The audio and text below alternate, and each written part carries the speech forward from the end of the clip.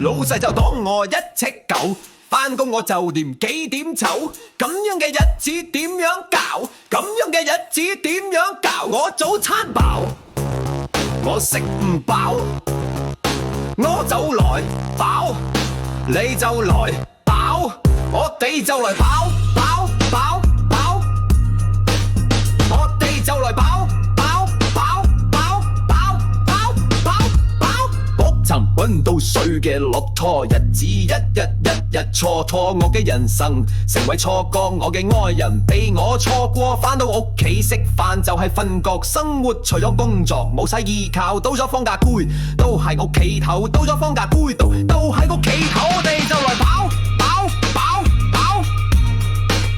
我哋就來飽飽飽飽飽飽飽飽，邊個戇鳩跟我算佢搵來交？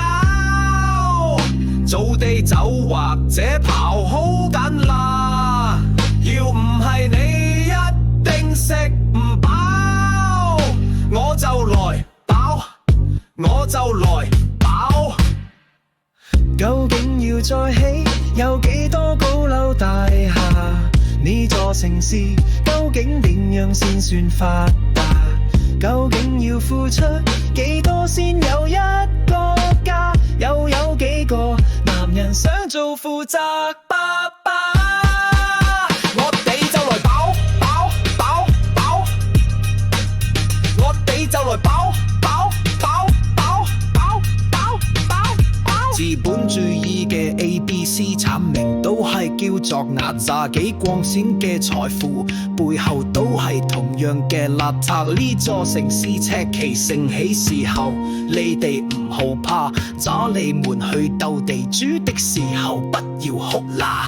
活得咁辛苦，我連自己都嫌棄夠，何必在新職業跟你哋做奴在狗？但係我都想人生有一個依靠，唔通真係要等到大家勞氣爆？點解條街冇晒靚仔？我真係唔知，因為香港人口老化關我喜事，話我哋唔識得生仔係我哋黐，因為壓榨 AKA 結集不好意思。屌啲老味。